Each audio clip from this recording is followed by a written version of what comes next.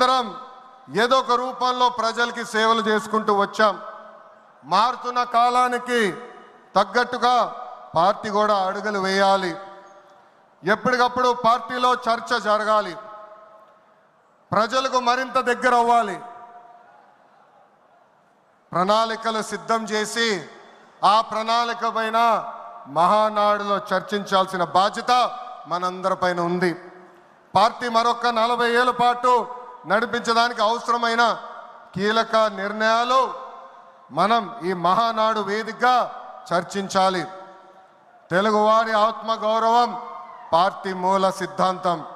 దీంతో పాటు మారుతున్న ప్రజల అవసరాలు తగ్గట్టుగా పార్టీలో కీలకమైన విధానం తీసుకుని రావాల్సిన అవసరం చాలా చాలా ఉంది. కాలం మారుతున్నాయి, ప్రజల అవసరాలు మారుతున్నాయి. వాళ్ళ ఆలోచనల విధంగా మనం నడవాల్సిన అవసరం ఉంది. అన్న ఎన్టీఆర్ హయాంలో ఆత్మగౌరవం అనే నినాదంతో నియంతృత్వాన్ని మనందరం తరిమికొట్టాం. మన చంద్రన్న హయాంలో ఆత్మవిశ్వాసంతో తెలుగు ప్రజల భవిష్యత్తుకు పునాది మనం వేశాం. ఇప్పుడు అదే స్ఫూర్తితో ప్రజలకు, పార్టీకి, కార్యకర్తలకు మంచి భవిష్యత్తు అందించాలన్న లక్ష్యంతో సరికొత్త నినాదాన్ని రూపొందిస్తున్నాము. దీనికోసం 6 శాసనాలు నేను ఈరోజు మీ ముందు ప్రతిపాదిస్తున్నా. నా తెలుగు కుటుంబంలో భాగంగా ఈ 6 శాసనాలు ఉంటాయి. మొదటిది తెలుగు జాతి విశ్వఖ్యాతి, 2 యువగలం, 3 స్త్రీ శక్తి, 4 పేదల సేవల్లో సోషల్ రీఇంజనీరింగ్, 5 అన్నదాతకు అండగా, 6 కార్యకర్తలే అధినేత. ఇవి మన 6 శాసనాలు. మొదటిది తెలుగు జాతి విశ్వఖ్యాతి.